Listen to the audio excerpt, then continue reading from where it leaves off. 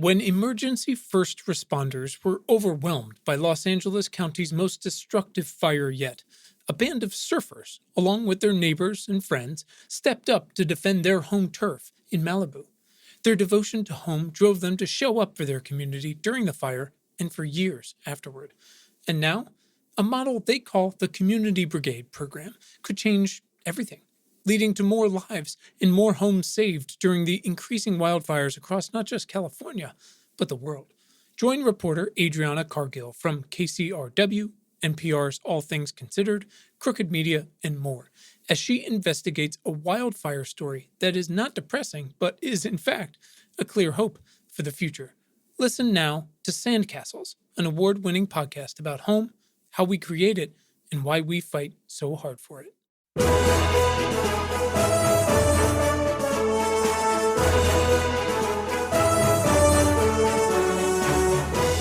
Welcome to Important Not Important. My name is Quinn Emmett. And I'm Brian Colbert Kennedy. This is the podcast where we try to bend the motherfucking arc of history towards a more livable planet for you and me and everyone else. Today we're going to dive into a specific question affecting everyone on the planet right now. If it can kill us or make the future a hell of a lot cooler for everyone, we are in. The key being everyone. Everyone. Our guests are scientists, doctors, engineers, politicians, farmers, astronauts, seaweed farmers, even a reverend. We work together towards action steps our listeners can take with their voice, their vote, and their dollar. Hey, remember that you can send us questions, thoughts, feedback, anything you want to us on Twitter at ImportantNotImp or email us at funtalk@importantnotimportant.com. That's right. You can also join tens of thousands of other smart folks and subscribe to our free weekly newsletter at importantnotimportant.com. And if you believe in our work and it helps you fight for the future, you can support us at importantnotimportant.com/shitgiver. For just $5 a month, we'll give you ad-free episodes, a discount at the store, and even our Fun Talk episodes where we discuss such timely items as breakfast pizza, Girl Scout cookies, and being a jazz singer in the 40s. That was a good one. But this week, we're asking, hey, Brian, you voted for clean energy. Why the hell hasn't it become a thing yet?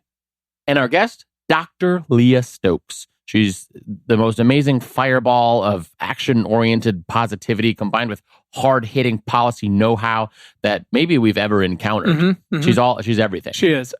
She's like, you remember Captain Planet? Yes. Boy, some kids might not get that one. Some of the younger folks. It's sad. But instead, she's a powerful woman. Yep. Way less creepy. Oh, yeah. And super up to snuff on like the legalities of fossil fuel utilities. Like if Captain Planet had a PhD in kicking ass and public policy. Anyways, I mean, at the end of this conversation, you will know exactly why your state is still building or spewing fossil fuels and how you can burn it all down. Let's burn it down. This is a good one. This is how the system works.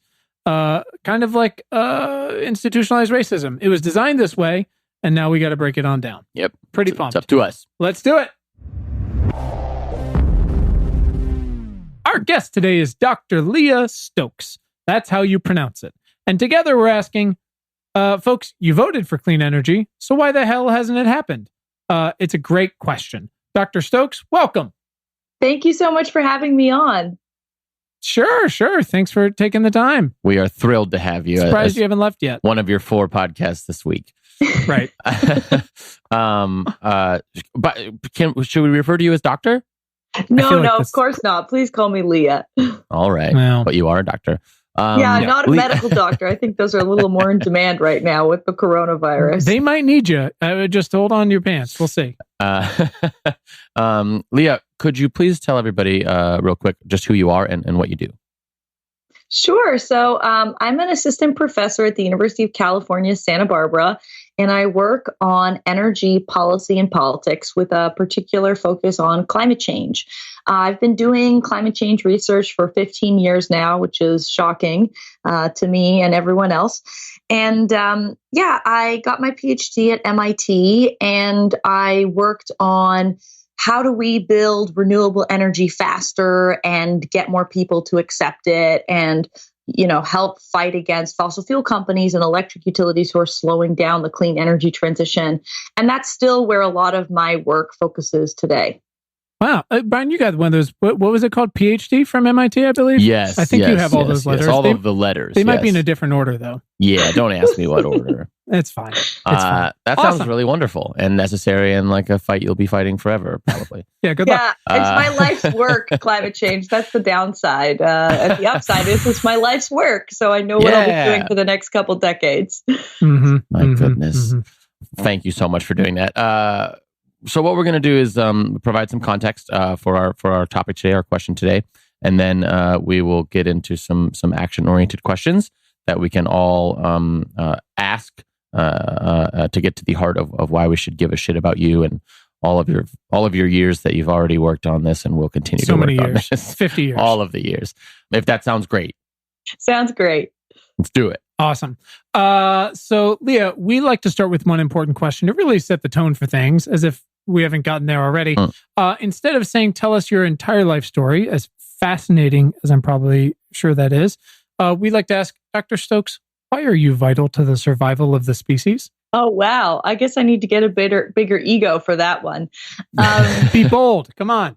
Well, I think that I have tried to orient my work towards reducing as many carbon emissions as I can. And I think that's vital to the survival of the human species because we have already warmed the planet by 1 degree Celsius, and we are on a path towards 3 degrees. And people who live in California, like we do, know how awful that has been for wildfires, the drought, extreme rainfall events, which can cause mudslides, as occurred in Montecito near where I live.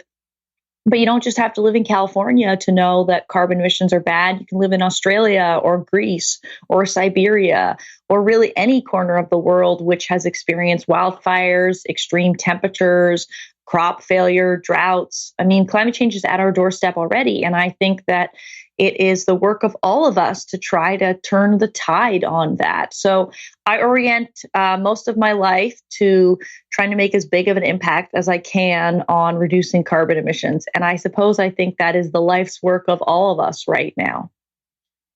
It should be. And we're really glad that you're our queen. So thank you for that. Please just tell us what to do and we'll do it. Just tell us what to do. Okay, so to get a little context, I'm going to cheat today. Sometimes this is super technical. Sometimes this is more philosophical. Sometimes it's a historical rundown on something. I'm going to, again, cheat, and I'm going to read directly from the blurb about your new book, Short Circuiting Policy, Interest Groups and the Battle Over Clean Energy and Climate Policy in the American States, parentheses, Studies in Post-War American Political Development. It's the shortest title on Amazon, and this is what it says. In 1999, Texas passed a landmark clean energy law, beginning a groundswell of new policies that promised to make the U.S. a world leader in renewable energy.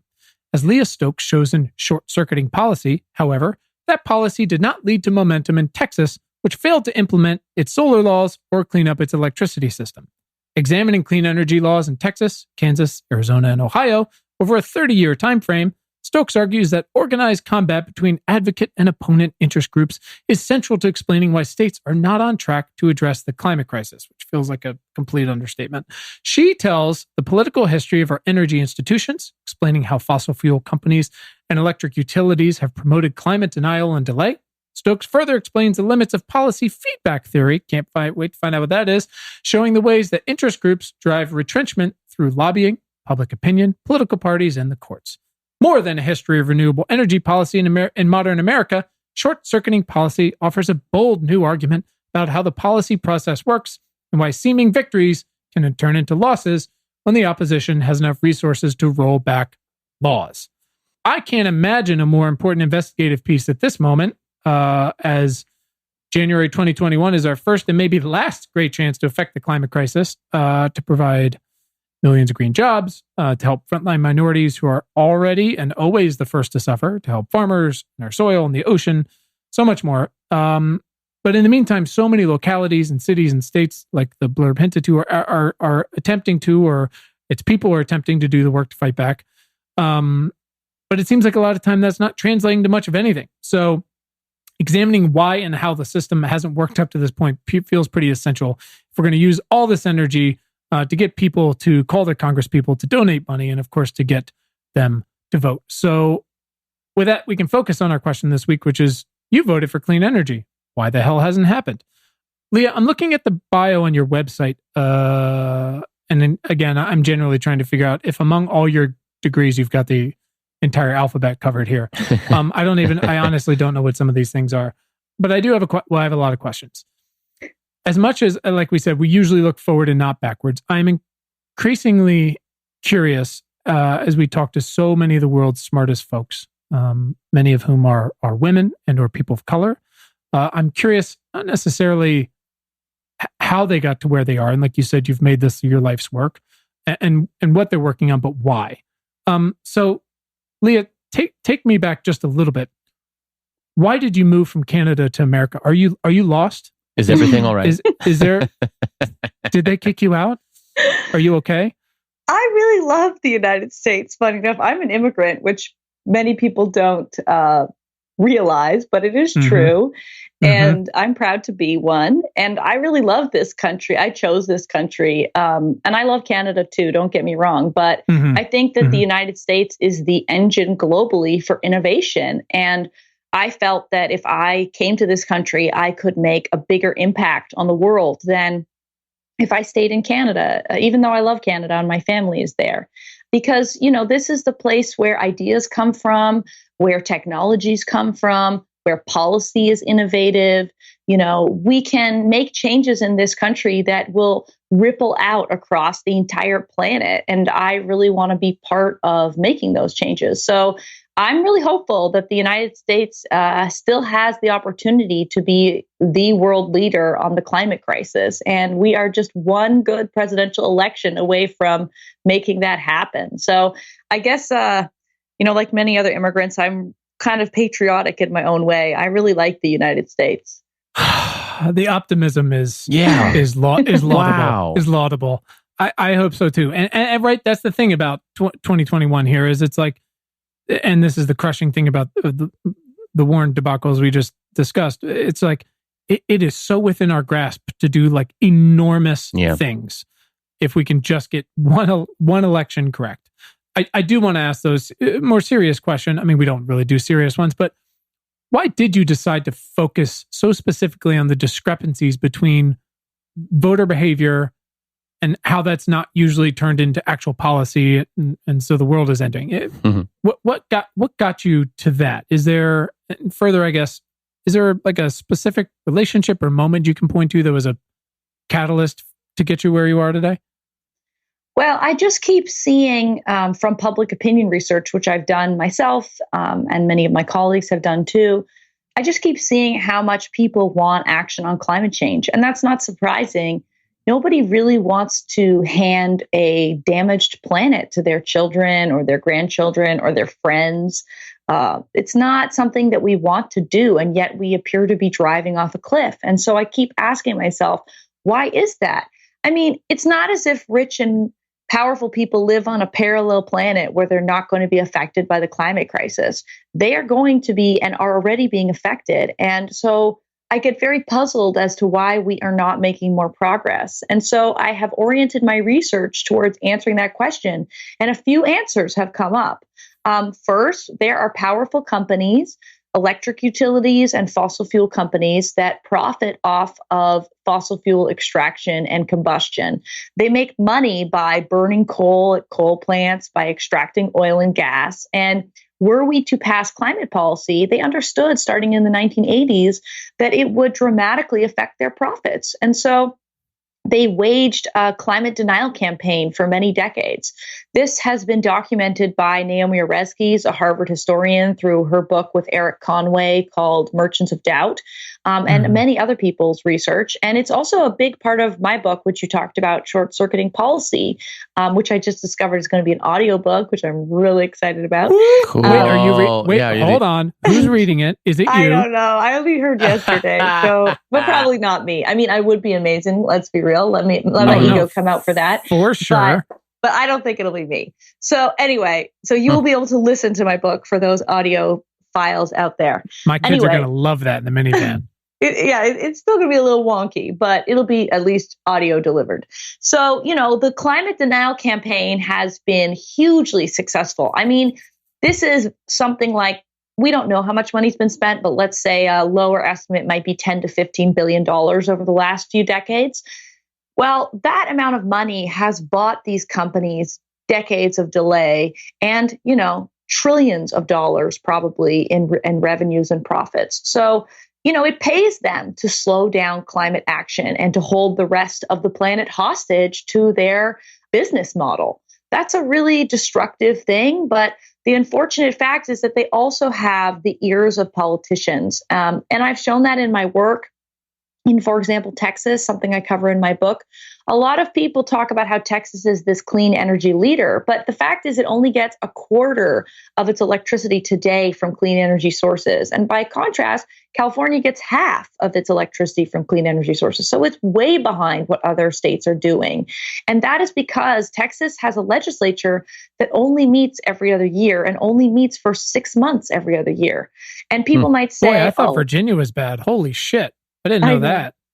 Yeah, it's what we call is an unprofessional state legislature, unprofessionalized. Right. And the consequence of that is not, oh, great, now we don't have those politicians, stealing our money or something like that. Instead, it's that we have special interest groups running the show in that state.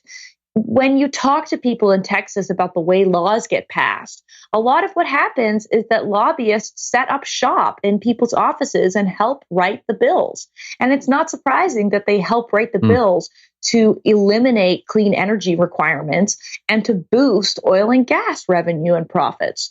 And the same can be said of Congress. I have this study which shows that chiefs of staff and legislative directors in Congress, these are the most senior staff in Congress, they do not know what the public wants on climate change. They dramatically underestimate the support there is for climate action. And that's particularly the case for Republicans, but it is still the case for Democrats. So why is that? Well, the more that they meet with lobbyists from the fossil fuel industry, the more that they take money from them, the worse job they do at guessing what the public support for climate action is. And we've also replicated those results at the state level with both state legislators themselves and their staff for clean energy laws and for climate action. So clearly, we have a system, as Elizabeth Warren would say, that is corrupt, that gives a lot of access to moneyed special interest groups that are extracting fossil fuels and poisoning people and destroying our climate. And we really have got to change that system so that we can continue to have a stable climate for the future. Okay, I think we just do what she says, right? Yeah, that's all. that's all I want. Yeah, we linked to recently about 12 times in our last newsletter to the Guardian piece that said in the 2018 midterm elections, oil and gas companies spent $84 million.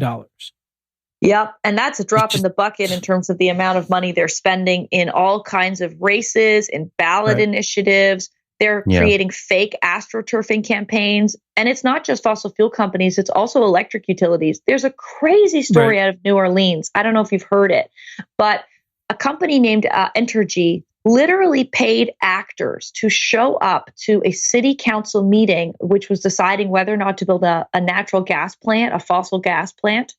And they had these actors show up and pretend that they hated renewables and wanted the gas plant to be built. They paid them money. And I mean, that's not democracy. Wrote about that, yeah. That's just craziness. That's not democracy at all. That's insane. It's absolute bullshit. That is insane. Yeah. Wow. So, we have and we spend considerable effort here trying to help our listeners and then with our newsletter, our readers understand, exactly how much money we're talking about here. Like Quinn just said, this over $80 million in 2018 and the billions that you mentioned. Let's just try to get specific for people. I want everybody to understand the dysfunction here. Is there, maybe it's Texas, is there a state that you've studied where it is the absolute biggest mess? And could you take us through, I guess, is it possible to fix this ever? Can you just take us through the process of people have shown up to vote? An example, people have shown up to vote, and this is how they voted, and this is how it got fucked up along the way. Sure. Well, Arizona is a wonderful case. Texas is a great one too, but I've already kind of laid that out. Yeah. Arizona is something I talk a lot about in my book. And there's an electric utility in that state called Arizona Public Service. It's a private monopoly company, meaning that if you don't like their business practices, but you live in a house in their service territory, they sell you electricity. And there's pretty much nothing you can do about that. And what they've been doing is taking the profits from people paying their electricity bills and funneling them on the order of $55 million over several elections into electing regulators that will continue to increase their profits and block solar energy in that state. Man. They spent, I believe, $40 million trying to block a ballot initiative which would have required more renewable energy in that state. And, Tom Steyer, the person who was recently running for president, he was on the other side of that. He was trying to make sure that ballot initiative passed and that we would have more clean energy requirements in Arizona. But unfortunately, the advocates for clean energy lost, and the utility has had a real stranglehold over policymaking in that state for a long time. The one silver lining is that they've gotten so much bad press out of their corrupt behavior. I mean, we're talking about putting millions of dollars into primaries so that they can choose who their regulators are going to be at the commission. And these commissioners are responsible for setting their rates and their profits because they're a monopoly corporation. So, there's finally been a backlash from the public, and the CEO has been ousted, and now we have a new CEO, and he claims that he will no longer put money into politics in Arizona. He won't be trying to buy races for the regulator or block ballot initiatives. And I'm hopeful that that could be true. But unfortunately, Arizona Public Service has lied many times in the past. If it wasn't for the work of fantastic investigative journalists, people like Ryan Randazzo at the Arizona Republic, we wouldn't even know how much money was being funneled into these efforts. Because even though one of the regulators in Arizona tried to subpoena the corporation and say, you need to tell us how much money you're putting into this, they resisted for years. I'm pretty sure they even sued him. They sued their own regulator. So, this is the kind of corruption that is really corrosive to our ability to take on the climate crisis. And we need our fossil fuel companies and electric utilities to stop this behavior and be held accountable for what they've been doing in terms of climate denial and climate delay for decades. Wouldn't it be great if we had a candidate who maybe based her entire campaign on anti-corruption? Yeah, I know. It's a little sad. It's a sad day today. One day, someday. One day. Are there places, Dr. Stokes, states here or other countries where that this is already outlawed? Or are there examples where people have gotten money out of things like this? Yeah. Obviously money in politics is this huge problem, and we've got all the Supreme Court cases that have been such a nightmare about it, and corporations are people, but are there any success stories anywhere? Well, California is a lot better. We have a program in place called the Intervenor Compensation Program. I believe it was passed in 1981. My book will fact check me on that one. And this program allows for NGOs, independent groups to intervene in the regulatory process and get paid for it so that they don't have to have deep pockets because here's how utilities have the money to go to these regulators and demand policies in their interests. They get guaranteed profits. That's how it works. They're a monopoly. They charge money to customers, and then the regulator says, we're going to pay you back for your costs plus profit. And that's fair on some level because they're providing services that we all need. But if there's nobody else who can afford to show up at the regulatory process, then you have this total asymmetric situation where you have only one group that has the resources and they're only lobbying in their own interests. So what California has done is they've passed a law that allows other groups to show up and pays them to show up. And the analysis that's been done of this law is that it has saved consumers millions of dollars over the course of a few years. And I think it only costs each person living in California 17 cents a year to fund that program. Wow. Pretty much, yeah, it's a huge return on investment, if you know what I mean. That should be nationwide. Yeah, all of us have lower electricity bills, and we have cleaner electricity in the state, in part because of this program. So if we were to have these kinds of reforms in other states, I think we would see more advocates being able to participate in the process and hold utilities accountable. And that would allow us to make better decisions, to stop approving new fossil gas plants that are going to be open for decades, and to instead turn towards clean energy sources. So, California is a pretty hopeful case, and I think that other states could be following our lead. Is there, before everybody in the other 49 states get super excited about following that, is there anything specific to California that has made that work that might not be repeatable elsewhere, or is it mostly repeatable?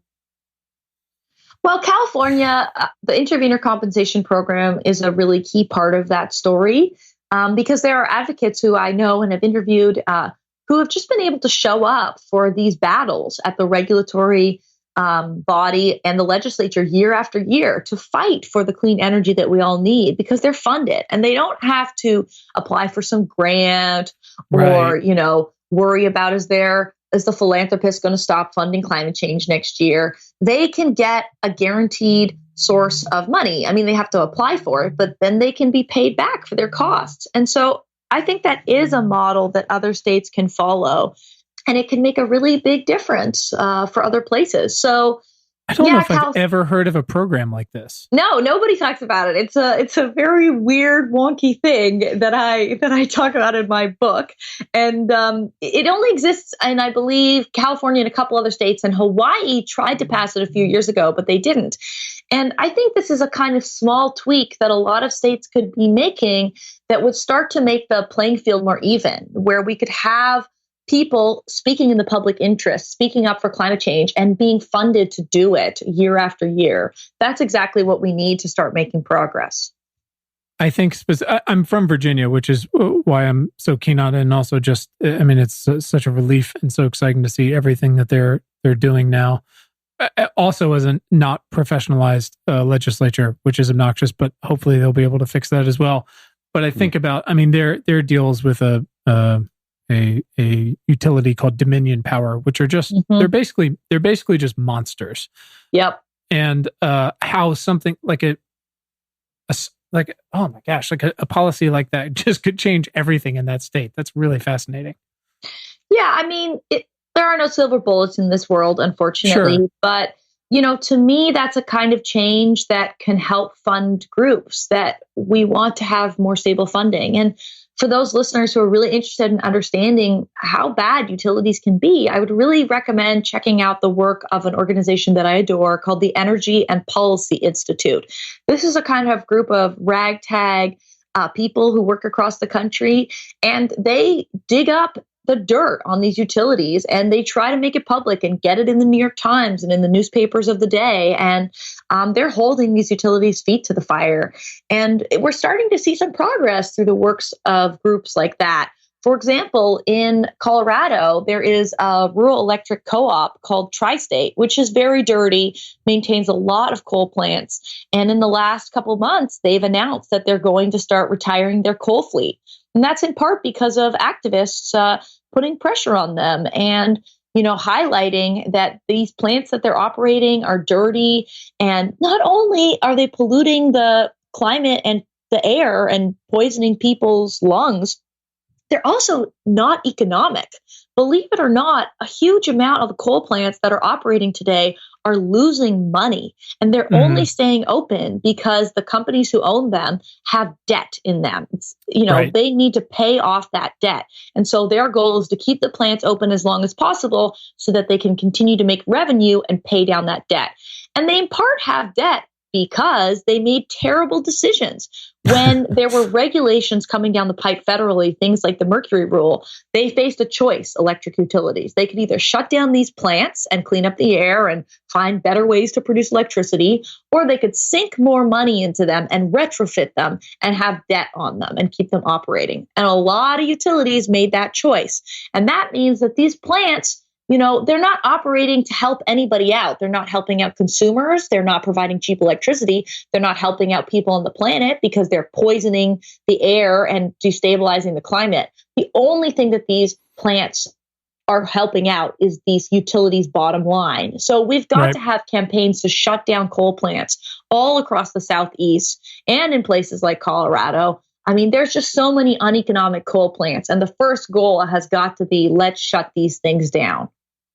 Well, it makes me think of two things. One is the news. I believe it came out last year that it is now in many places. I don't think it's most places, but in many places, it is now cheaper, unless you are one of the people who has plugged a bunch of debt into one of these things. It is cheaper objectively to shut down a coal or natural gas plant and open solar or wind than to keep running that plant, which sounds insane because for all we ever heard was the last leg they had to stand on was like, coal is so cheap, you can't beat it, right? And now they don't have that anymore. And like you said, it's down to these last folks who can't get out and under their debt, and that's going to be a problem, and that's going to devastate communities, and it already has. And like, we obviously need, again, if only there was a candidate who had just plans for all of these things, it would be super helpful. But we have to help the secondary people who are going to be affected by that. But we do need to close them like yesterday. So, kind of moving towards action, I want to talk for a minute about two very, very, very rich people. And the first is Michael Bloomberg, who is a endlessly complicated character. So because we're looking at things through a very specific prism here, and we'll ignore everything else, which is so much.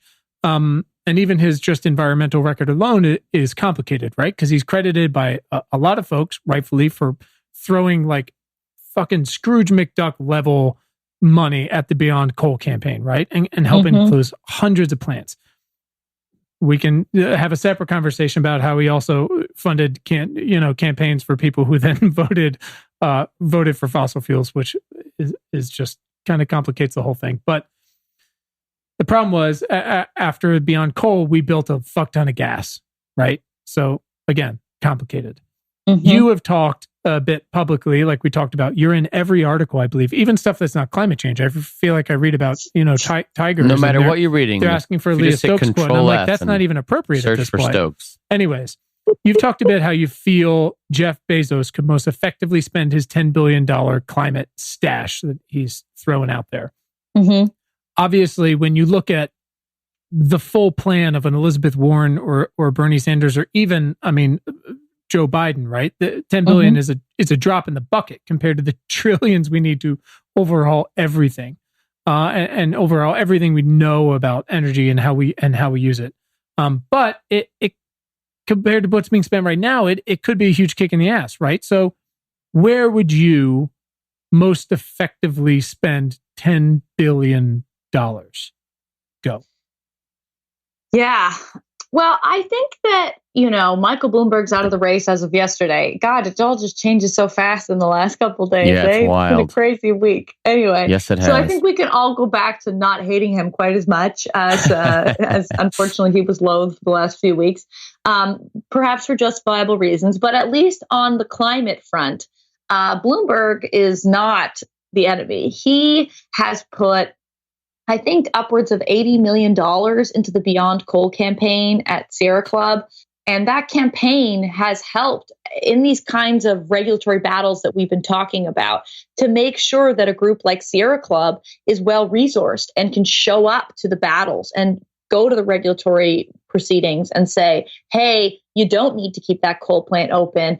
That isn't justified. And to fight against these utilities trying to keep them open. And, people might forget, but they blocked over 200 plants from being built in the first place. At the end of the George W. Bush administration, there were a lot of coal plants being planned all across this country. And the Beyond Coal campaign first started by blocking those plants from ever being built. And then they pivoted towards shutting down existing plants. And I think they've shut down over 300 plants now. So we're talking about, more than 500 coal plants that they have helped get offline. And of course, yes, there are other factors. There are economics, there are regulations, there are other things that are shutting down coal plants. But Sierra Club showing up and having the resources and being able to put pressure on regulators to shut down coal plants, that has definitely made a difference. And what Bloomberg did before he started running for president again is he launched the Beyond Carbon campaign, which was an expanded version of the Beyond Coal campaign, but now at $500 million, so about more than 10 times the spending, maybe more like 8 times the spending. Yeah. And that was supposed to be focused to some extent on natural gas, because what's been happening is that in these proceedings at state by state regulatory commissions, a lot of utilities have been saying, we need to build gas now. We got to build this gas. And a lot of new gas plants have come online. So we're in the same place that we were maybe 10, 15 years ago for coal as we are now for fossil gas.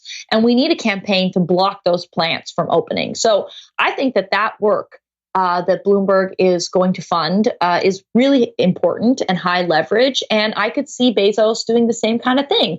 For example, about half of all the homes in this country are heated and cooled, and they use cooking fuel from fossil gas. This is methane that is dug out of the earth and, goes into our homes. And there's research that's suggesting that it even leaks in our homes and it's really not good for our health. So there's lots of reasons to get fossil gas out of communities. In the Northeast, for example, there's often leakage in the old pipeline infrastructure, and it literally blows up houses from time to time, literally. So we've got to get this fossil gas out of our buildings. And I could see Bezos funding a campaign to start that process. How are we going to get incentives at the county level, the city level, the state level to help people get fossil gas out of their houses, to change to heat pumps, to induction stoves, to electric hot water heaters, all this new technology? That would be an amazing campaign.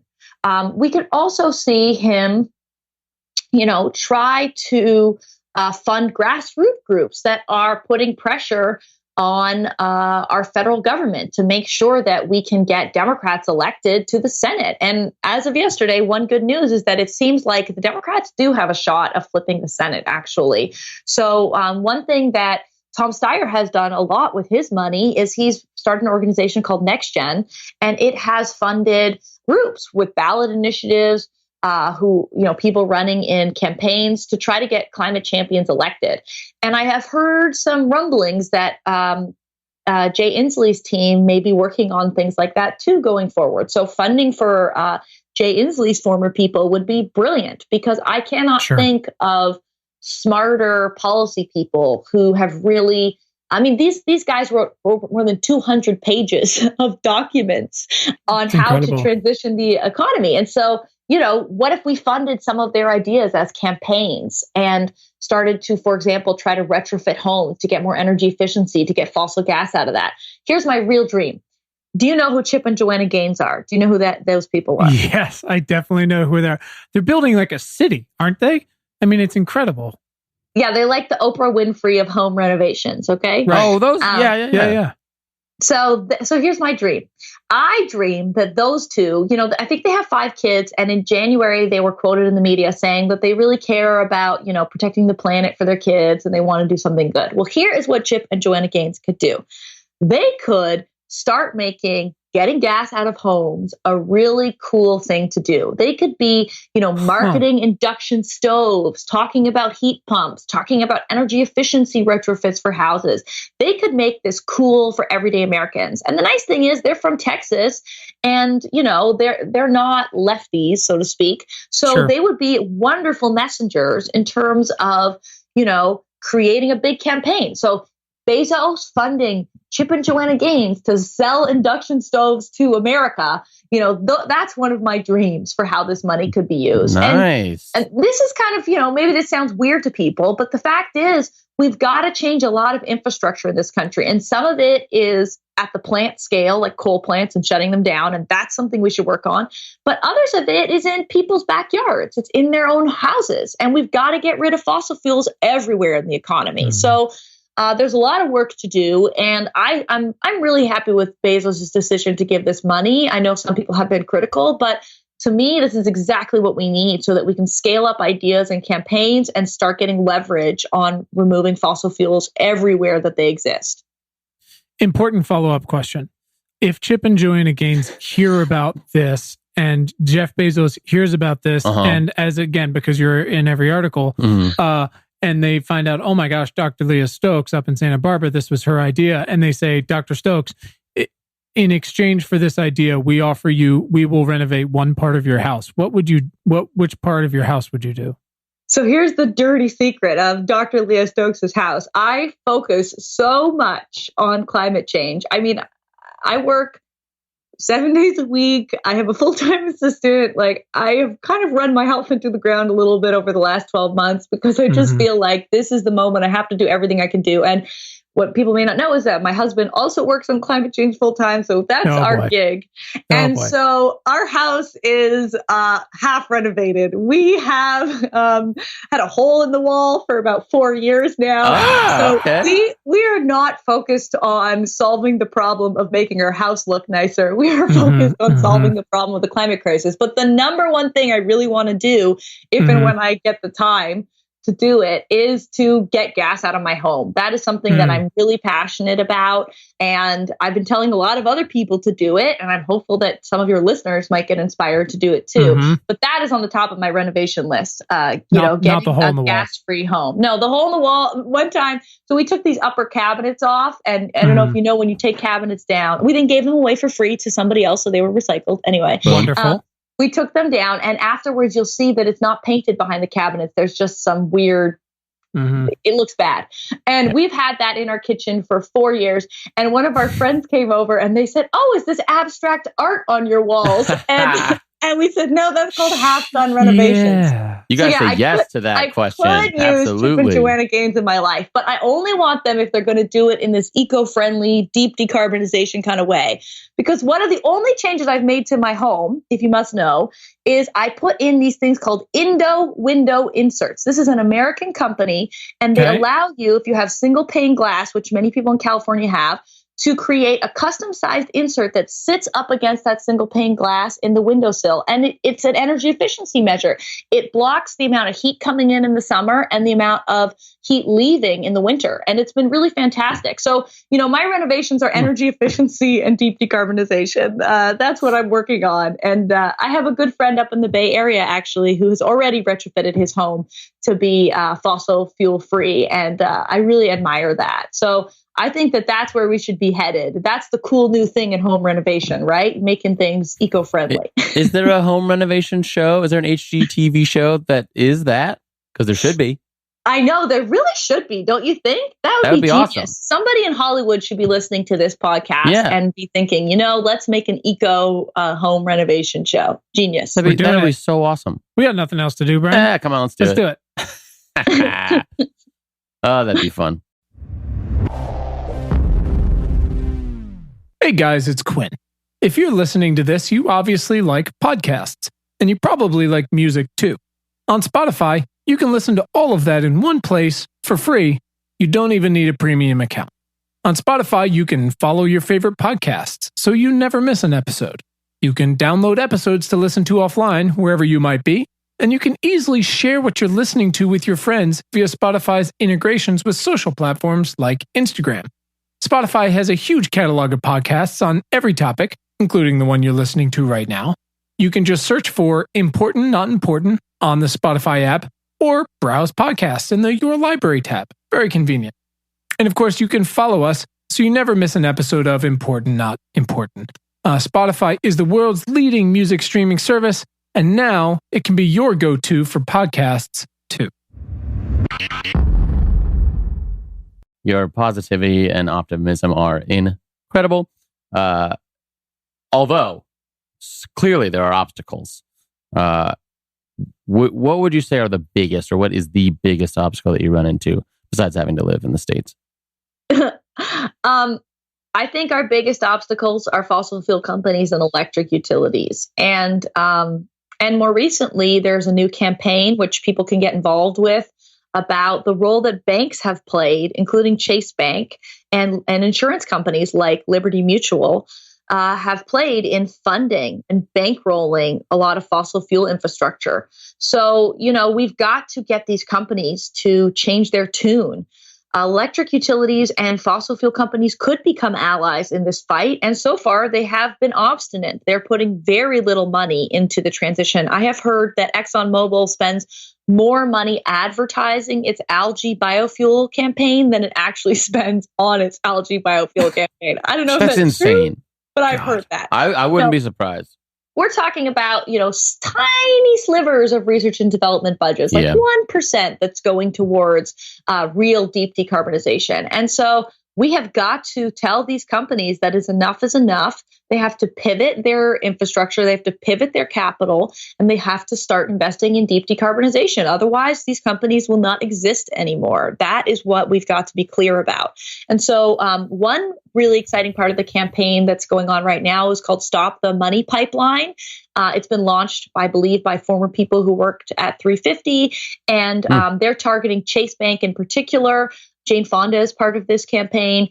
And on April 23rd, which is the day after Earth Day, there are going to be events at Chase Banks everywhere across the country. So it doesn't matter where you live. I'm sure there's a Chase Bank in your community. And you can go and protest. If you are a Chase Bank customer like I am, you can, cut up your credit cards. You can close your bank account. You can take money out of your bank accounts. You can go and talk to them and say how disturbed you are, because Chase is, I believe, the biggest funder of fossil fuel infrastructure. And they do have a former Exxon executive named Lee Raymond. I believe he's on their board. He has a senior role with their organization. And, that the link between Chase and the fossil fuel industry is wrong. And we need to tell them that enough is enough. They need to stop. So those are the obstacles. We need to stop the money flowing into the fossil fuel economy. We need to stop fossil fuel companies and electric utilities from continuing to invest in the fossil fuel industry. And we need them to stop investing because research shows that we are already on pace for 1.5 degrees Celsius. If we build any new fossil fuel infrastructure, any new natural gas plants, new oil fields, put more natural gas in new buildings. If we do any of that, we will tip over past 1.5 degrees Celsius. And that is considered, the safe level, as if 1 degree Celsius is safe. It certainly doesn't feel safe in California or in Australia or in Siberia or anywhere else. But, that is a really hard line that we need to not cross. And so now is the time to get involved and to start demanding that our institutions like Chase Bank start changing their ways. So those are the main obstacles. And then the last one I would say is, unfortunately, we have a climate denier occupying the White House, and we've got to change that. Yeah.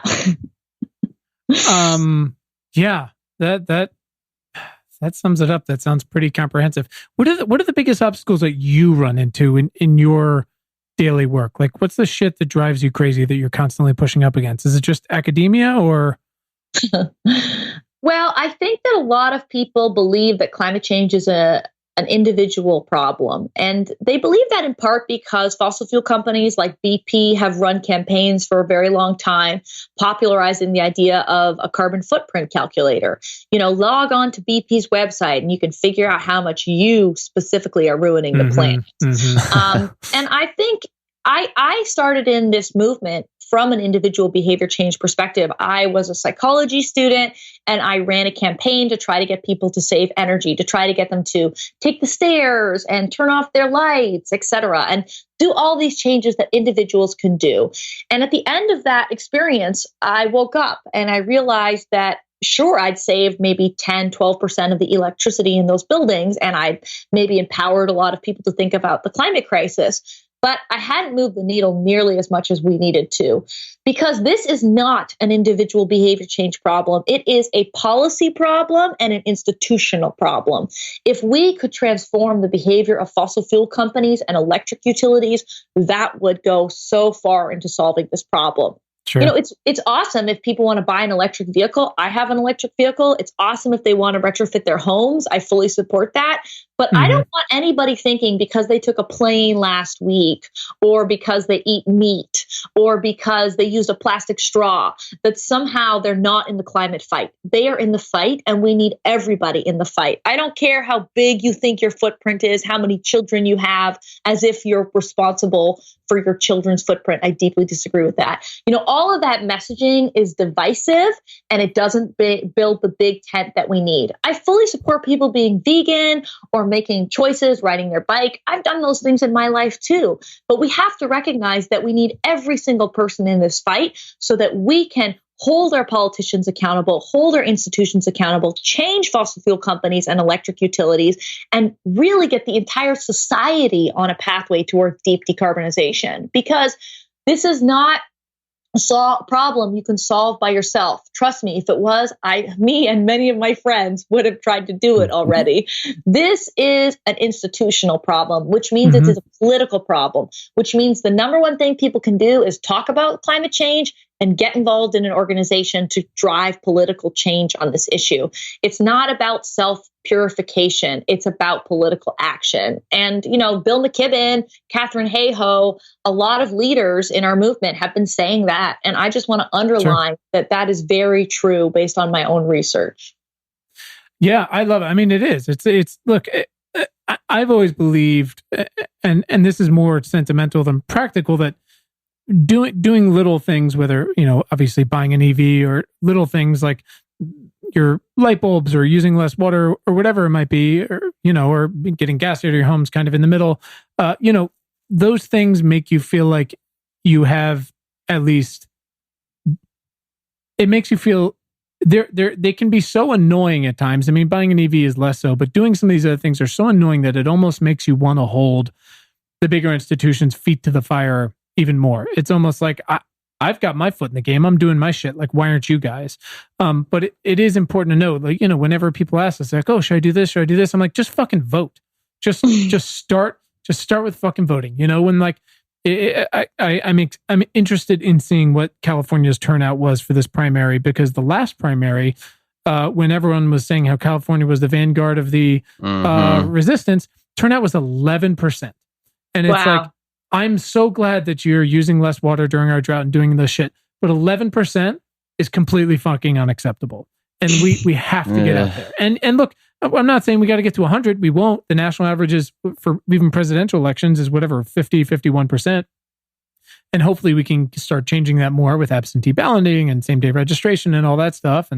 But it's got to be better. It's the number one thing. That's the thing. We have to get those people out of there and get the right people in. And one thing I've learned from my research is how much leverage a person with ideas can have on the system. If for example, the idea of a renewable portfolio standard, maybe you've heard of it. It's this law that exists in majority of states, including in California, that sets targets for clean energy. There was a young woman who was doing her master's thesis at UC Berkeley, and she wrote about this idea in her master's thesis. And, she then worked with organizations. There was a campaign across the country, and now this policy exists most places. I mean, imagine what you could do if you decided that you wanted your city to ban natural gas in new buildings. This is something that's happening in Berkeley, for example, or up in the Bay Area and a bunch of other cities. You could do that. You could get your city to ban natural gas. You could get your city maybe to pass an incentive program to give people $1,000 for getting rid of natural gas in their homes. That's something you could realistically do. I mean, there's a lot of people in politics and policy who are hungry for good ideas. And if you bring good ideas and you get engaged in the process, you can make a difference in a totally outsized way. And that, to me, is the best offset plan there is. It's not about buying some credit about trees being planted in, the somewhere in the world. It's about what can I do in my community to try to change this problem. And, that could involve going to Sacramento or going to your state capital, wherever you live, and trying to change policy. It could involve be involved with a group like 350.org, a really amazing organization, or Citizens Climate Lobby, which is a bipartisan group. Those things can help you get plugged into when are there big options. Like right now in Santa Barbara County, where I live, there's a proposal to build a new oil project. And I don't support that. And I've spoken up and saying I don't support that. And I've supported campaigners who are writing reports about how we shouldn't build that project.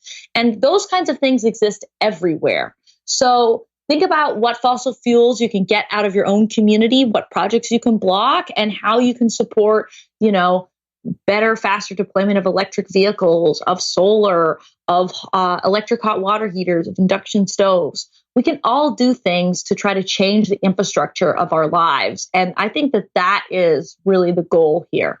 Absolutely. I mean, that's the thing that's going to make the big difference, right? It's again, like the other things are fun and they take some work and they're becoming less expensive, but we will not see a paradigm shift unless there's a paradigm shift when it comes to the infrastructure. So kind of on that note, as we get towards the end here, we do have we have a fair number of elected officials and their staffs who listen to our show, both statewide and federally. They read the newsletter. What can those people take away from this conversation and further your book, and specifically the audio version, obviously? Where does change start for those people? Well, look, there's this wonderful book called Designing Climate Solutions. I would suggest that any policymaker or staff person who doesn't quite know where to start should check that out. It's a roadmap to all the different ways that you can pass policy to target emissions across the economy. And I would also say that every elected official and staff could download the 200 pages of the Inslee climate plans or the 14 Warren climate plans. We have a lot of really good ideas out there. Those ideas are mostly targeted at the federal level, but there are ways that we can downscale this to the state and local level too. I have a report myself coming out soon from the Roosevelt Institute and the Southern Economic Advancement Project, which is Stacey Abrams' new group. And, we have come up with a list of things that cities, states, counties in the South can do to try to decarbonize, because unfortunately the South is way behind the rest of the country on these things. Yeah. So, there's lots that we can all do, and every person can make a huge difference. And particularly if you are a politician or a political staffer, wow, think about how much leverage you have and how much you can change the system if you try. So I just would encourage everybody to view themselves as a climate champion and, not worry about purity tests or, whether or not they have a big carbon footprint. Just lean into this problem and see what there is that you can do in your state legislature or your city council or your county supervisor board or whatever it is. Everybody can play a role, and everybody can feel proud of playing a role. This is like a World War II scale mobilization. Just like in World War II, where people had victory gardens and they did many things on the home front to help support the broader campaign. That's the same right now. All of us can be making changes to really leverage this transformation together. Maybe the problem with America is we just need more Canadians in it. Maybe this is the thing. This is what Canadians have been saying for years. This is the whole thing. So they've started just coming down and being like, fine, we'll just fucking do it ourselves. Fine.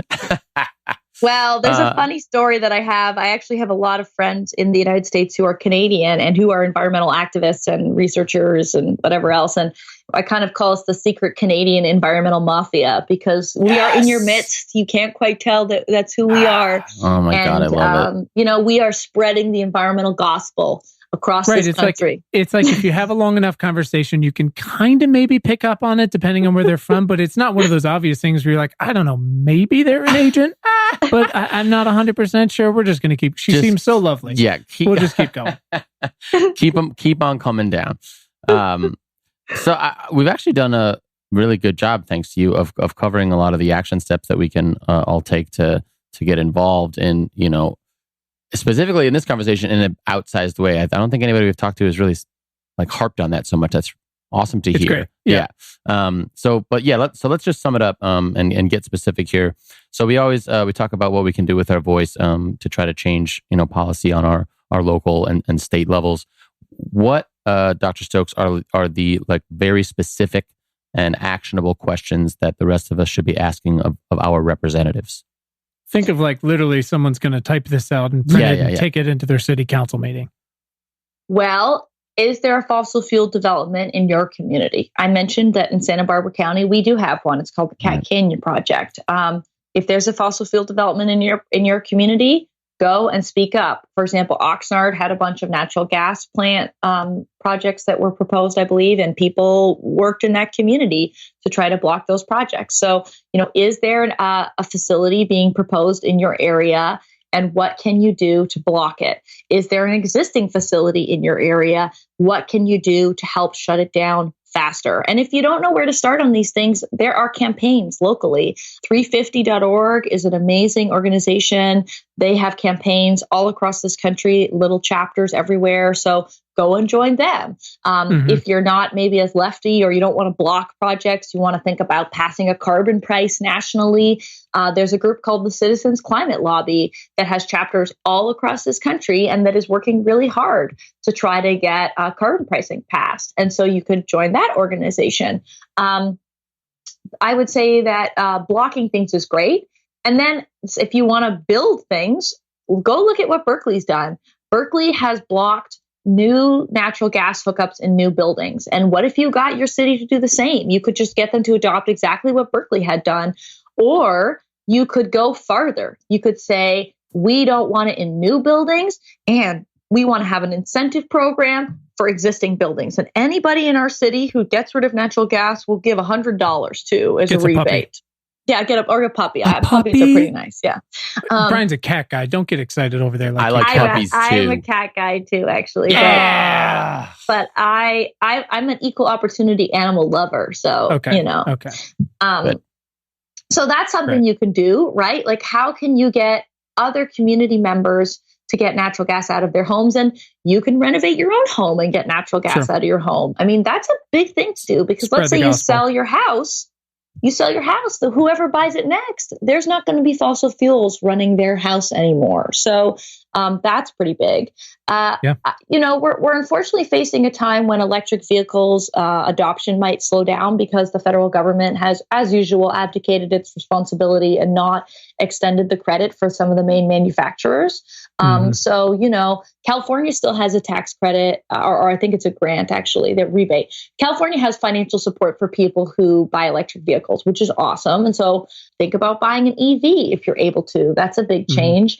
And, think about how can we support campaigns to get federal policy back in place. And that might mean voting blue no matter who in the, fall. And if you live in a blue state like California, think about if you're going to travel to a nearby purple or red state right before the election to try to make sure that we flip those areas. I'm already thinking about, am I going to go to Arizona? Am I going to go to Nevada?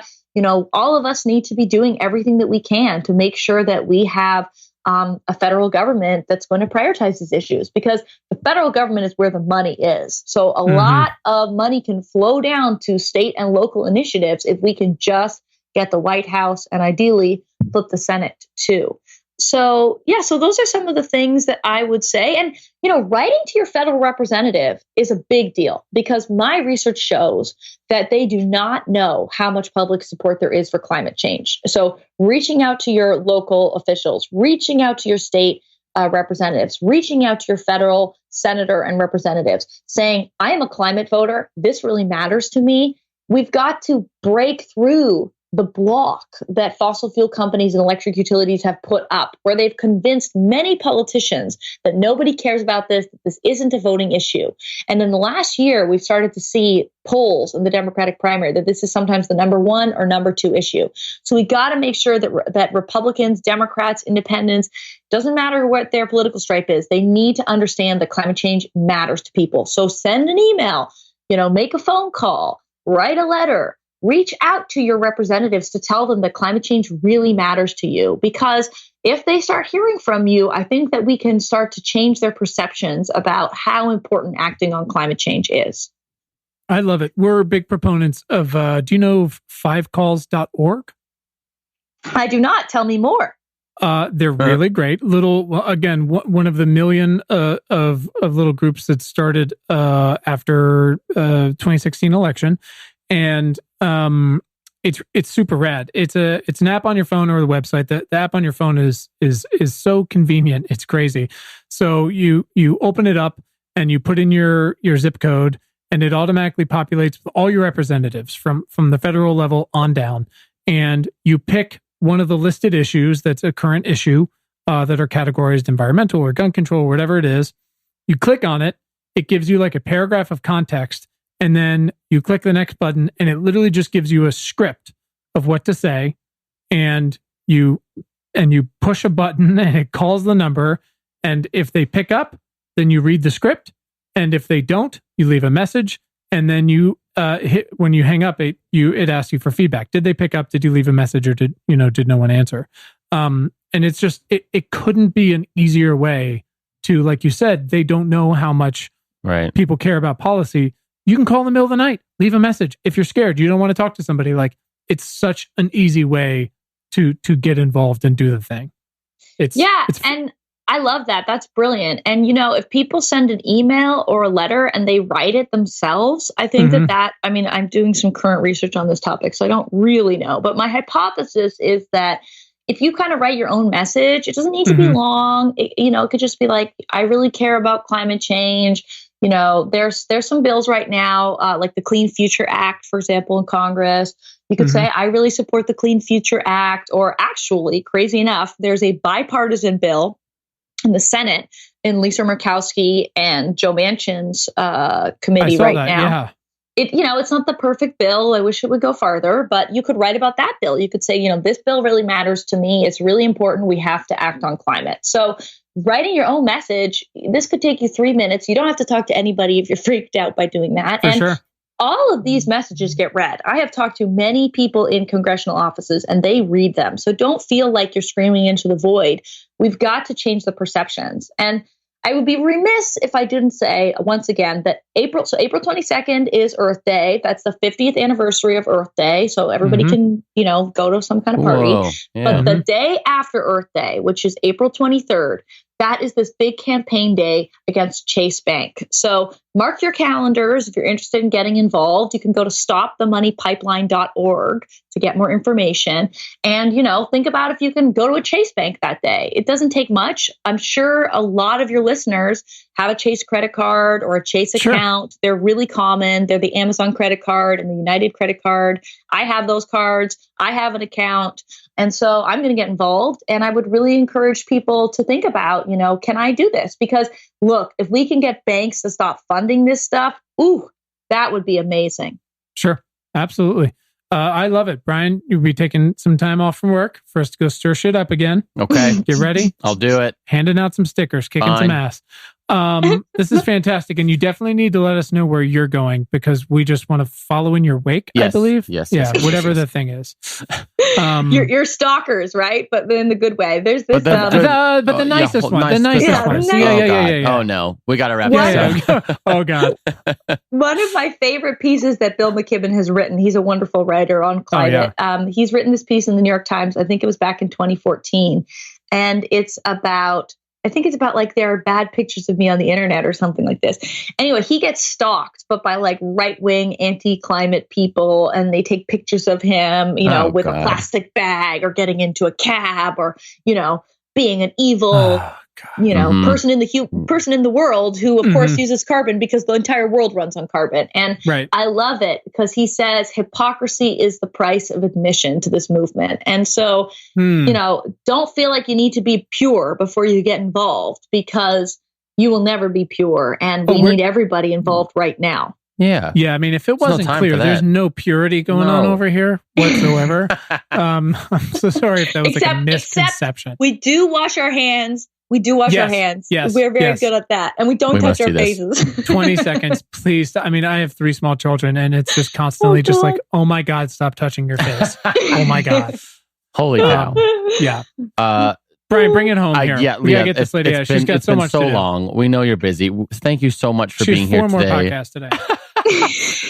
We have a little lightning round list of final questions for you if you have time. Of course. It'll be really fast, right, Quinn? Yeah, Yeah. real fast. All right, Dr. Stokes, with Leah, as you prefer to be called. When was the first time in your life when you realized you had the power of change or the power to do something meaningful? When I was in 5th grade and I spent my lunch hours cutting up small milk cartons so that we could make them flat and recycle them. Yeah. Awesome. That is the best. I love it. That's so specific. That's so rad. Who is someone in your life that has positively impacted your work in the past 6 months? Elizabeth Warren. I don't know if she's in my life. She's in my heart. She might not know she's in your life. She has been out there fighting for brilliant ideas, fighting for everyday people, fighting for climate action. And, I wouldn't want to be running for president. It seems exhausting. Are you kidding me? And she's been shaking hands, giving speeches, doing selfies, and doing it all with a smile and amazing energy. And I think as a woman who cares a lot about policy and details and making a positive change in the world, seeing Elizabeth out there doing pinky promises with young girls everywhere, it's made me so hopeful. And so she's been great. And I'll just say also Jay Inslee. Jay Inslee has been amazing. Love him. Brilliant in a guy. world where it was still okay to prefer a white dude. To be clear, Warren was my choice from way back. But if you look at not just environmental, if you look at Jay Inslee's track record as governor, it is insane that he's not president. I mean, he has been so productive on every front. It is crazy. But it's he's from the Northwest, so we ignored him.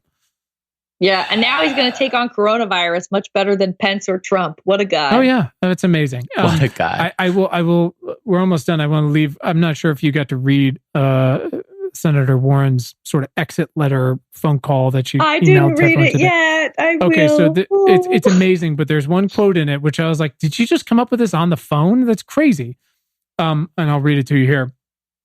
Choose to fight only righteous fights, because then when things get tough, and they will, you will know that there is only one option ahead of you. Nevertheless, you must persist. Yep, that's right. I mean, here's the thing.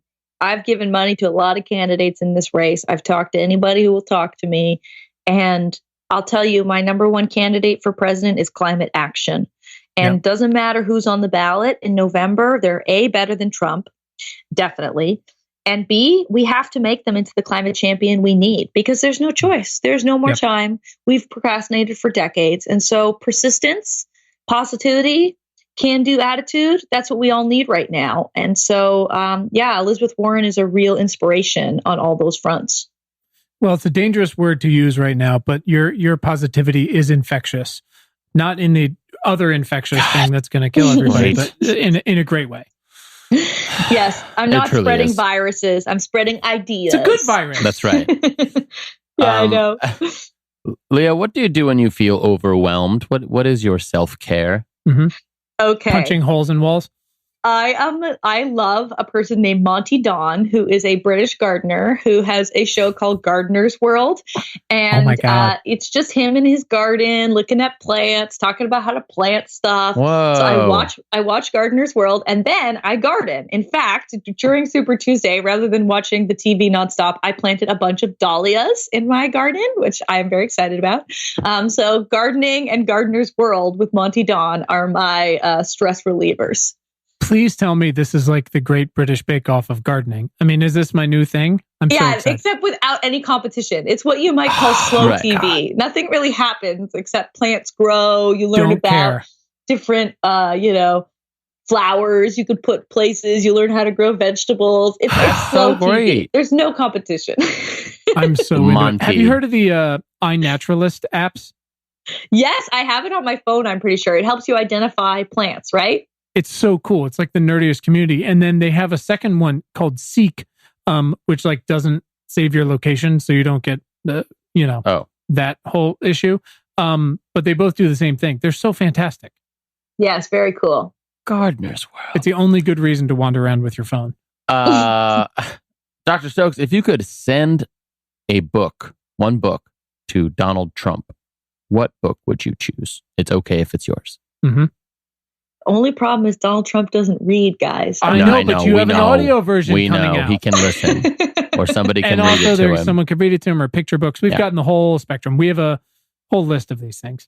The Education of an Idealist by Samantha Power.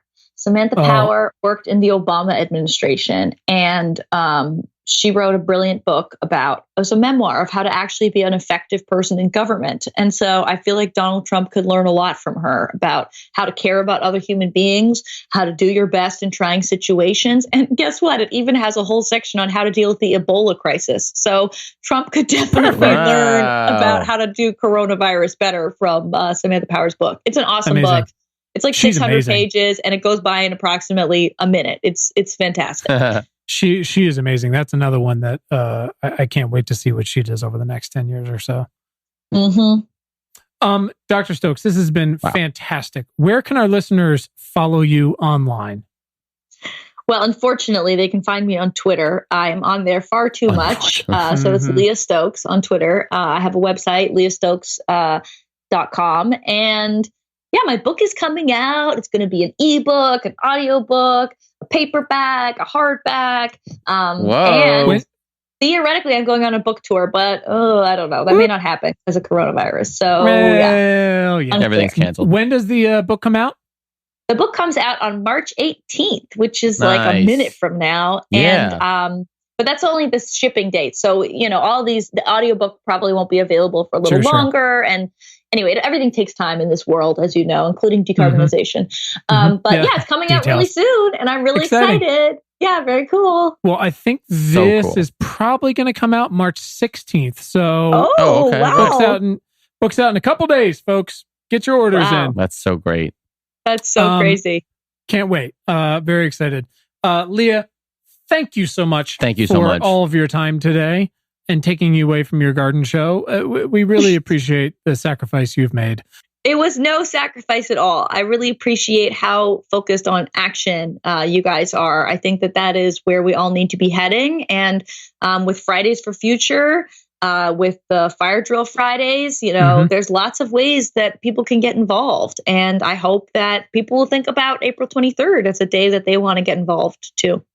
I love it. You just got to take that first step. Go to your first thing, break the seal, and it just gets addicting from there. Leah, thank you so much. It has truly been a pleasure and an inspiration, and we will talk to you really soon. Thank you for coming to America. Thank you. We needed you. Thank you for having me. I have a green card, so I'm grateful for this country. All right. Bring your friends. Okay, we'll talk to you soon. Thank you so much, Leah. Thank you. All right, bye. Take care. Bye bye. Thanks to our incredible guest today, and thanks to all of you for tuning in. We hope this episode has made your commute or awesome workout or dishwashing or fucking dog walking late at night that much more pleasant. As a reminder, please subscribe to our free email newsletter at importantnotimportant.com. It is all the news, most vital to our survival as a species. And you can follow us all over the internet. You can find us on Twitter at importantnotimp. Just so weird. Also on Facebook and Instagram at Important Not Important. Pinterest and Tumblr, the same thing. So check us out, follow us, share us, like us. You know the deal. And please subscribe to our show wherever you listen to things like this. And if you're really fucking awesome, rate us on Apple Podcasts. Keep the lights on. Thanks. Please. And you can find the show notes from today right in your little podcast player and at our website, importantnotimportant.com. Thanks to the very awesome Tim Blaine for our jam and music, to all of you for listening, and finally, most importantly, to our moms for making us. Have a great day. Thanks, guys.